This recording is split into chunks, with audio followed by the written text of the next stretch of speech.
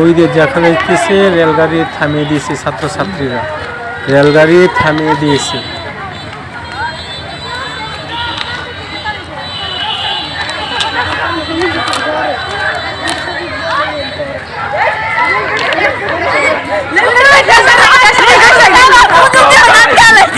আমার প্লেন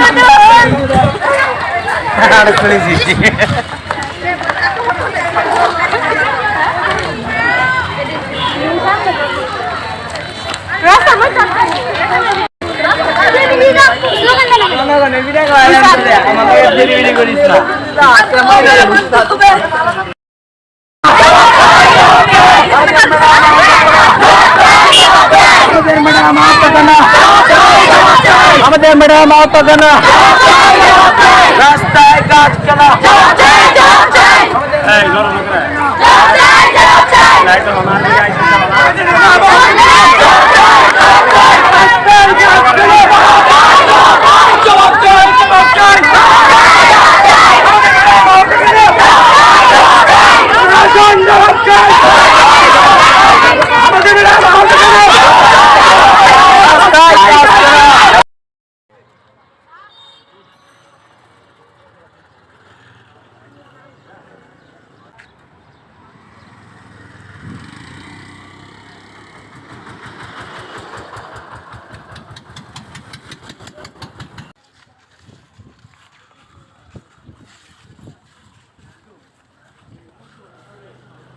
আসসালামু আলাইকুম।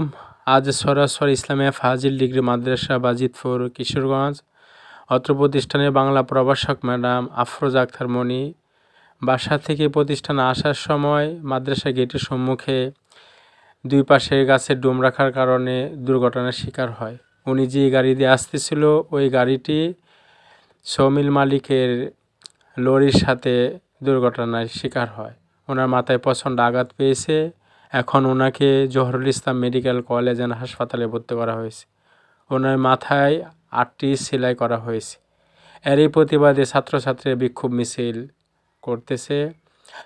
কিছুদিন পূর্বে এখানে একজন মহিলা দুর্ঘটনায় মারা যায়। সর্বশেষ এখানে উপজেলা নির্বাহী ম্যাজিস্ট্রেট অফিসার এসে 5টি সমিল অনির্দিষ্টকালের জন্য বন্ধ করে দিয়েছে। আমরা চাই রাস্তাঘাট যানজট মুক্ত থাকুক, সকলে সুন্দর করে রাস্তা চলতে পারে, সেই দাবি আমরা জানাই।